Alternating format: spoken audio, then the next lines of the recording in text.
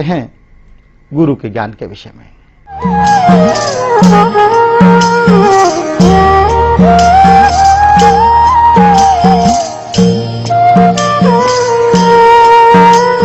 सदगुरु गुरुदेव कहते हैं कि जब तक हमारे अंदर दूसरों के अवगुण ढूंढने या उनके दोष देखने की आदत मौजूद है, ईश्वर का साक्षात्कार होना अत्यंत ही कठिन है।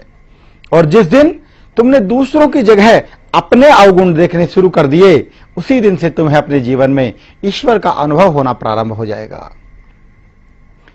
गुरु आज्ञा माने नहीं और चले अटपटी चाल, लोक वेद दोनों गए आए सिर पे काल। अर्थात जो मनुष्य गुरु की आज्ञा नहीं मानता और गलत मार्ग पे चलता है, वो लोक और वेद दोनों से पतित हो जाता है और अपने जीवन में घोर दुख और कष्टों से घिर जाता है। गुरु गीता एक हिंदू धर्म ग्रंथ है। इसके रचयिता वेद व्यास जी हैं। वास्तव में यह स्कंद पुराण का एक भाग है जिसमें कुल 352 श्लोक हैं। गुरु गीता में भगवान शिव और पार्वती जी का संवाद है, जिसमें पार्वती जी भगवान शिव से गुरु और उसकी महत्ता के विषय में व्याख्या करने का अनुरोध करती है। इसमें भगवान शंकर बताते हैं कि गुरु क्या होता है, उसका महत्व क्या है और गुरु की पूजा करने की विधि और गुरु गीता को पढ़ने से क्या लाभ होता है। गुरु गीता में भगवान शिव माता पार्वती को कहते हैं कि मनुष्य चाहे चारों वेद पढ़ ले और चाहे वेदों के 6 अंगों को जान ले या चाहे 18 पुराणों को ही क्यों ना पढ़ ले और चाहे दिन रात भगवान विष्णु भगवान शिव की भक्ति क्यों ना कर ले, लेकिन यदि गुरु की भक्ति ना करे तो सब कुछ बेकार है, निरर्थक है, क्योंकि गुरु दीक्षा भक्ति से ही मनुष्य के सर्व कर्म सफल होते हैं। इसलिए भगवान शिव कहते हैं कि मनुष्य को शास्त्र के मायाजाल को त्याग करके गुरु कृपा की शरण लेनी चाहिए, अन्यथा संसार सागर को कभी भी पार नहीं किया जा सकता।